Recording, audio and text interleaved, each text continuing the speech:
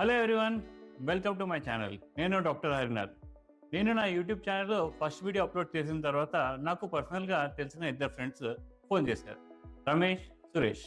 వారిద్దరూ నా ఛానల్ గురించి పూర్తిగా ఆపోజిట్ ఒపీనియన్స్ చెప్పారు. ఒకరు మీరు చేస్తున్న పని కంటిన్యూ చేయండి అని చెప్పారు. మరొకరు స్టాక్ మార్కెట్ గురించి మాట్లాడడం ఆపేయండి, లేకపోతే మీ రెప్యుటేషన్ డ్యామేజ్ అవుతుంది అని చెప్పారు. ఈ వీడియో పూర్తయ్యేలోపు రమేష్ కన్సర్న్స్ ఎంత నిజమో చూద్దాం. స్టాక్ మార్కెట్ గురించి ఉన్న భయం, రూమర్స్ అన్నీ పక్కన పెడితే స్టాక్ మార్కెట్ అంటే అసలు ఏమిటో చూద్దాం. సురేష్ నన్ను అప్రిషియేట్ చేశాడు. అతను ఇలా అన్నాడు, డాక్టర్ మీరు చాలా మంచి పని చేస్తున్నారు. చాలామందికి ఇన్వెస్ట్మెంట్ గురించి కానీ స్టాక్ మార్కెట్ గురించి కానీ సరిగ్గా తెలియదు. ఈ కాన్సెప్ట్స్ని సింపుల్గా ఎక్స్ప్లెయిన్ చేయడం వల్ల చాలామందికి నిజంగా హెల్ప్ అవుతుంది. అతని ఫీడ్బ్యాక్ విన్న తర్వాత నాకు చాలా సంతోషం అనిపించింది. ఆ తర్వాత రమేష్ ఫోన్ చేశాడు. అతని ఫీడ్బ్యాక్ పూర్తిగా డిఫరెంట్ ఉంది. అతను ఇలా అన్నాడు, డాక్టర్ మీరు ఒక మెడికల్ డాక్టర్, మీరు స్టాక్ మార్కెట్ గురించి ఎందుకు మాట్లాడుతున్నారు? చాలామంది స్టాక్ మార్కెట్లో డబ్బులు పోగొట్టుకుంటున్నారు. ఆల్రెడీ జనరల్ పబ్లిక్లో స్టాక్ మార్కెట్ మీద నెగిటివ్ ఒపీనియన్ ఉంది. మీకు స్టాక్ మార్కెట్ గురించి మంచి నాలెడ్జ్ ఉందని నాకు తెలుసు, కానీ స్టాక్ మార్కెట్ గురించి మాట్లాడడం ఇప్పుడే ఆపేస్తే బెటర్. రమేష్ ఫీడ్బ్యాక్ విన్న తర్వాత నేను ఆలోచించాను. రమేష్ చెప్పింది పూర్తిగా తప్ప? యాక్చువల్లీ కాదు. అతను చెప్పింది చాలామంది నిజంగా నమ్మే విషయమే. చాలామందికి స్టాక్ మార్కెట్ అనే మాట వినగానే గ్యామ్లింగ్, లాసెస్, స్కామ్స్ ఇవి గుర్తొస్తాయి. వాళ్ళ రిలేటివ్ ఎవరో స్టాక్ మార్కెట్లో డబ్బులు పూర్తిగా పోగొట్టుకున్నారని గుర్తొస్తుంది. వాళ్ళ ఫ్రెండ్స్ ఎవరో ఆప్షన్స్ ట్రేడింగ్ చేసి సేవింగ్స్ మొత్తం పోగొట్టుకున్నట్టు గుర్తొస్తుంది. లేక మార్కెట్ క్రాష్ గురించి న్యూస్లో చూసినట్టు విషయం గుర్తొస్తుంది. కానీ 15-20 ఇయర్స్ ఓపిక్గా ఇన్వెస్ట్ చేసి స్లోగా వెల్త్ బిల్డ్ చేసి ఫైనాన్షియల్ ఇండిపెండెన్స్ అచీవ్ చేసిన వ్యక్తుల గురించి మనం చాలా రేర్గా వింటాం. ఎందుకంటే బ్యాడ్ న్యూస్ చాలా ఫాస్ట్గా స్ప్రెడ్ అవుతుంది, కానీ గుడ్ న్యూస్ హెడ్లైన్స్తో కనిపి. మీకు ఒక సింపుల్ ఎగ్జాంపుల్ చెప్తాను. ఒక అగ్గిపుల్లతో కిచెన్ స్టవ్ వెలిగించవచ్చు, ఒక ఫ్యామిలీ మొత్తానికి భోజనం వండవచ్చు. అదే అగ్గిపుల్లతో ఇంటిని మొత్తం తగలబెట్టవచ్చు. అంటే అగ్గిపుల్ల చెడ్డదా? ఇక్కడ కాదు, కానీ ఇది ఎలా వాడుతున్నాము అనే దాని మీద రిజల్ట్ ఆధారపడి ఉంటుంది.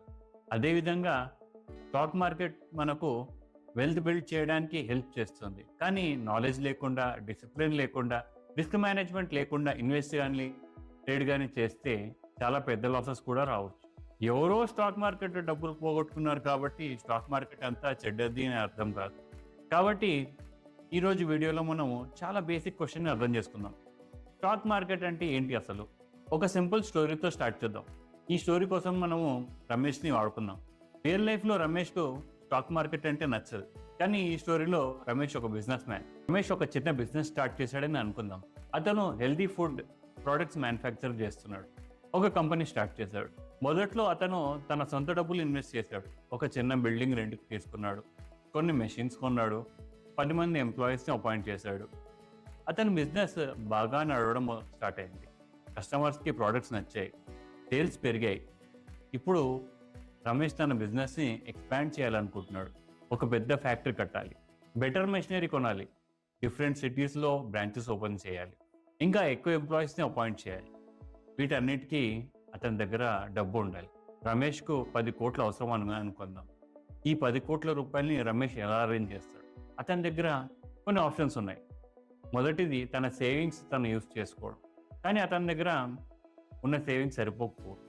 రెండవది బ్యాంక్ దగ్గరికి వెళ్ళి లోన్ తీసుకోవచ్చు, కానీ లోన్ తీసుకుంటే అతను ఇంట్రెస్ట్ పే చేయాల్సి వస్తుంది. బిజినెస్ ప్రాఫిట్లో ఉన్నా లేదా లాస్లో ఉన్నా బ్యాంక్ లోన్ని రీపే చేయాల్సిందే. ఇంకొక ఆప్షన్ కూడా ఉంది. అతను వేరే వాళ్ళని తన బిజినెస్లో ఇన్వెస్ట్ చేయమని అడగవచ్చు. వాళ్ళు ఇన్వెస్ట్ చేసిన దానికి రిటర్న్గా కంపెనీ ఓనర్షిప్లో ఒక స్మాల్ పోర్షన్ని వాళ్ళకి ఇవ్వచ్చు. ఆ స్మాల్ పోర్షన్ని షేర్ అంటారు. రమేష్ బిజినెస్ టోటల్ ఓనర్షిప్ని ఒక 1 crore ఈక్వల్ పార్ట్స్గా డివైడ్ చేశాడు అనుకుందాం. ప్రతి పార్ట్ని ఒక షేర్ అంటారు. ఎవరైనా ఆ షేర్ కొన్నప్పుడు ఆ వ్యక్తి షేర్ హోల్డర్ అవుతారు. షేర్ హోల్డర్ అంటే రమేష్కి లోన్ ఇచ్చిన వ్యక్తి కాదు, అతను కంపెనీలో ఒక స్మాల్ పార్ట్ ఓనర్. చాలా చిన్న పర్సెంటేజ్ ఓనర్షిప్ అయినా సరే అతను కంపెనీ ఓనర్స్లో ఒకరు. ఇక్కడ మనం ఇంకొక ఇంపార్టెంట్ పాయింట్ని అర్థం చేసుకోవాలి. ఒక దేశం డెవలప్డ్ నేషన్గా మారాలి అంటే ఆ దేశంలో బిజినెస్ గ్రో అవ్వాలి, కొత్త కంపెనీ స్టార్ట్ అవ్వాలి, ఫ్యాక్టరీస్ రావాలి, జాబ్స్ క్రియేట్ అవ్వాలి, ఇన్నోవేషన్ జరగాలి, ట్యాక్స్ రెవెన్యూస్ పెరగాలి. వీటన్నిటి వెనుక రిస్క్ తీసుకుని బిజినెస్ స్టార్ట్ చేసే ఎంటర్ప్రెన్యూర్స్, బిజినెస్ మెన్ ఉంటారు.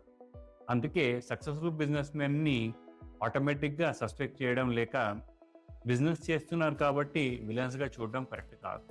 Course wrong practices, frauds, exploitation ఉంటే క్వశ్చన్ చేయాలి. రూల్స్ని ఫాలో చేయని కంపెనీస్ని మనం పనిష్ చేయాలి.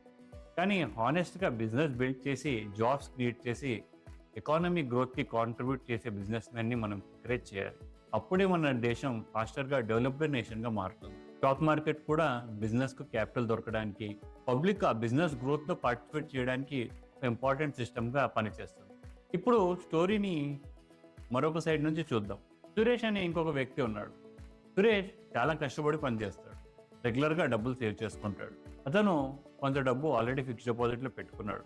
ఫిక్స్డ్ డిపాజిట్ అతనికి కంపారిటివ్లీ స్టేబుల్, ప్రిడిక్టబుల్ రిటర్న్స్ ఇస్తుంది. కానీ లాంగ్ టర్మ్లో ఎఫ్డీ కన్నా కొంచెం బెటర్ రిటర్న్స్ వచ్చే అవకాశం అతనికి కావాలి. అదే సమయంలో ఓన్ కంపెనీ స్టార్ట్ చేయడానికి అతనికి టైం లేదు, అవసరమైన నాలెడ్జ్ లేదు, ఇంట్రెస్ట్ లేదు, ఎంప్లాయీస్ని మేనేజ్ చేయాలని అసలుకే లేదు. కానీ రమేష్ బిజినెస్లో మంచి ఫ్యూచర్ పొటెన్షియల్ చూశాడు. సురేష్ ఓన్ బిజినెస్ స్టార్ట్ చేసే బదులు రమేష్ కంపెనీలో ఇన్వెస్ట్ చేశాడు, షేర్స్ పర్చేస్ చేయడం ద్వారా. సురేష్ రమేష్ బిజినెస్లో షేర్ హోల్డర్ అయ్యాడు. రమేష్కు తన బిజినెస్ ఎక్స్పాండ్ చేయడానికి అవసరమైన డబ్బు దొరికింది. సురేష్కు ఆ బిజినెస్ ఫ్యూచర్ గ్రోత్లో పార్టిసిపేట్ చేయడానికి ఒక ఆపర్చునిటీ దొరికింది. ఇది స్టాక్ మార్కెట్ వెనుక ఉన్న బేసిక్ ఐడియా. స్టాక్ మార్కెట్ రెండు గ్రూప్స్ ఆఫ్ పీపుల్ని కనెక్ట్ చేస్తుంది. ఒక సైడ్లో బిజినెస్ గ్రో చేయడానికి క్యాపిటల్ అవసరమైన కంపెనీస్ ఉంటాయి, రమేష్ లాంటి వాళ్ళు. మరో సైడ్లో సేవింగ్స్ ఉన్నాయి, రిటర్న్ ఎర్న్ చేయాలని కోరుకునే ఇన్వెస్టర్స్ ఉంటారు, సురేష్ లాంటి వాళ్ళు. స్టాక్ మార్కెట్ ఈ రెండు గ్రూప్స్ మధ్యలో ఒక బ్రిడ్జ్లో పనిచేస్తుంది.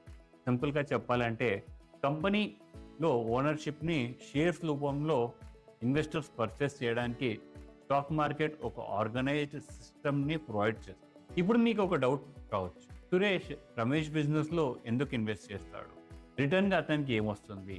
ఒక షేర్ హోల్డర్కు రెండు విధాలుగా బెనిఫిట్ వచ్చే అవకాశం ఉంటుంది. మొదటిది క్యాపిటల్ అప్రిసియేషన్. సురేష్ రమేష్ కంపెనీలో ఒక షేర్ 100 రూపీస్కి కొన్నాడు అనుకుందాం. కొన్ని సంవత్సరాల తర్వాత రమేష్ బిజినెస్ గ్రో అయింది, కంపెనీ ప్రాఫిట్స్ పెరిగాయి, కొత్త బ్రాంచెస్ ఓపెన్ చేశాడు, ఇంకా ఎక్కువ ఇన్వెస్టర్స్కి కూడా ఆ కంపెనీ మీద ఇంట్రెస్ట్ పెరిగింది. అప్పుడు షేర్ ప్రైస్ 100 రూపీస్ నుంచి 200కి పెరగవచ్చు. సురేష్ ఆ షేర్ని 200కి అమ్మితే అతనికి 100 రూపీస్ ప్రాఫిట్ వస్తుంది.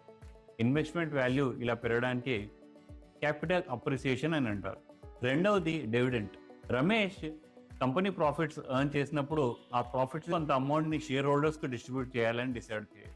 ఆ అమౌంట్ని డివిడెంట్ అంటారు. కానీ డివిడెంట్స్ గ్యారంటీ కాదు. ఇక్కడ కంపెనీ ప్రాఫిట్ని షేర్ హోల్డర్స్కి ఇవ్వకుండా బిజినెస్ గ్రోత్ కోసం మళ్ళీ రీఇన్వెస్ట్మెంట్ చేయాలి. కాబట్టి షేర్లో ఇన్వెస్ట్ చేసిన ఇన్వెస్టర్ షేర్ ప్రైస్ పెరగడం ద్వారా ఎర్న్ చేయవచ్చు, డివిడెంట్ ద్వారా కూడా ఎర్న్ చేయవచ్చు, లేక రెండింటి ద్వారా కూడా ఎర్న్ చేయవచ్చు. ఇక్కడ ఒక ముఖ్యమైన విషయం అర్థం చేసుకోవాలి. సురేష్ ఒక ఓనర్, అతను అప్పిచ్చినట్టు కాదు, కాబట్టి అతని రిటర్న్స్ గ్యారంటీ కాదు. బిజినెస్ బాగా పర్ఫామ్ చేస్తే అతనికి మంచి రిటర్న్స్ రావచ్చు, బిజినెస్ పర్ఫామ్ చేయకపోతే షేర్ ప్రైస్ పడిపోవచ్చు, కంపెనీ కంప్లీట్గా ఫెయిల్ అయితే అతని డబ్బులు మొత్తం జీరో కూడా అవ్వచ్చు. ఇది ఓనర్షిప్కి అప్పుకి ఉన్న డిఫరెన్స్. మీరు డబ్బుని ఫిక్స్డ్ డిపాజిట్లో పెట్టినప్పుడు మీరు బ్యాంకుకు డబ్బు అప్పు ఇచ్చినట్టే. బ్యాంక్ మీకు ఒక specified rate of interest pay చేస్తుంది. కానీ మీరు షేర్స్ కొన్నప్పుడు ఆ బిజినెస్ ఓనర్షిప్ పర్చేస్ చేస్తున్నారు కాబట్టి మీ రిటర్న్ ఫిక్స్డ్ కాదు. కంపెనీ పర్ఫార్మెన్స్, మీరు షేర్ కొన్న ప్రైస్, మార్కెట్ బిహేవియర్, వీటన్నిటి మీద ఆధారపడి ఉంటుంది. ఇప్పుడు ఒరిజినల్ క్వశ్చన్కి మళ్ళీ వద్దాం. స్టాక్ మార్కెట్ అంటే గ్యాంబ్లింగ్గా? రమేష్ కన్సర్న్ని పూర్తిగా తప్పు అని అనుకోకూడదు. అతను నిజంగా స్టాక్ మార్కెట్లో చాలామంది డబ్బులు పోగొట్టుకోవడం చూశాడు. కాబట్టి స్టాక్ మార్కెట్ అంటే గ్యాంబ్లింగ్ కాదు. ఒక వ్యక్తి స్టాక్ మార్కెట్లో ఎలా పార్టిసిపేట్ చేస్తాడనే దాన్ని బట్టి, అతని బిహేవియర్ని బట్టి మనం అది ఇన్వెస్టింగ్గా లేదా గ్యాంబ్లింగ్గా చూడవచ్చు.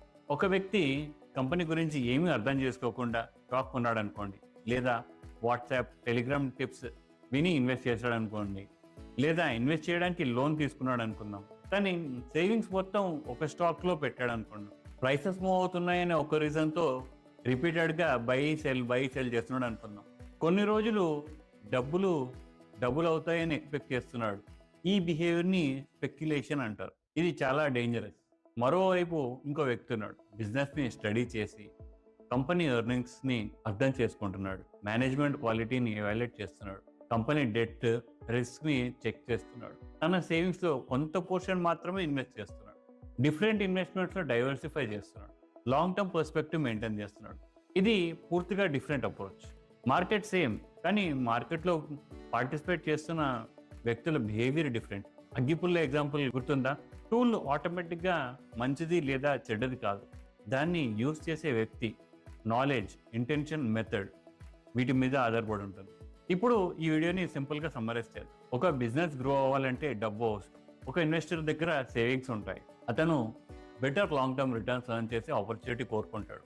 కంపెనీ తన ఓనర్షిప్ని షేర్స్గా డివైడ్ చేస్తుంది. ఇన్వెస్టర్స్ ఆ షేర్స్ని పర్చేస్ చేసి షేర్ హోల్డర్స్ అవుతారు. రమేష్కు బిజినెస్ ఎక్స్పాన్షన్ కోసం క్యాపిటల్ దొరుకుతుంది. సురేష్కు ఆ బిజినెస్ ఫ్యూచర్ గ్రోత్లో పార్టిసిపేట్ చేసే ఆపర్చునిటీ దొరుకుతుంది. ఈ కంపెనీస్ని, ఇన్వెస్టర్స్ని కనెక్ట్ చేసేదే ఆర్గనైజ్ సిస్టమ్ని మనము స్టాక్ మార్కెట్ అంటాం. బిజినెస్ బాగా పర్ఫామ్ చేస్తే ఇన్వెస్టర్స్ బెనిఫిట్ అవ్వచ్చు, బిజినెస్ పర్ఫామ్ చేయకపోతే ఇన్వెస్టర్స్ లాస్ కూడా అవ్వచ్చు. కాబట్టి స్టాక్ మార్కెట్ని గ్యారంటీడ్ వెల్త్ క్రియేట్ చేసే మెషిన్ కూడా కాదు, అలా అని ఆటోమేటిక్గా గ్యామ్లింగ్ ప్లాట్ఫామ్ కూడా కాదు. ఇది ఒక టూల్. నాలెడ్జ్తో, పేషెన్స్తో, డిసిప్లిన్తో యూజ్ చేస్తే బిజినెస్ గ్రోత్లో పార్టిసిపేట్ చేయడానికి హెల్ప్ చేస్తుంది. కేర్లెస్గా యూజ్ చేస్తే పెద్ద లాసెస్ రావచ్చు. కాబట్టి రమేష్ ఒక విషయంలో కరెక్టే. చాలామంది స్టాక్ మార్కెట్లో డబ్బులు పోగొట్టుకుంటున్నారు. అలా అని మనము స్టాక్ మార్కెట్ చెడ్డది అని అనుకోకూడదు. మనం కష్టపడి సంపాదించిన డబ్బుని ఇన్వెస్ట్ చేసే ముందు స్టాక్ మార్కెట్ని సరిగ్గా అర్థం చేసుకోవాలి. అదే కరెక్ట్ కంక్లూజన్.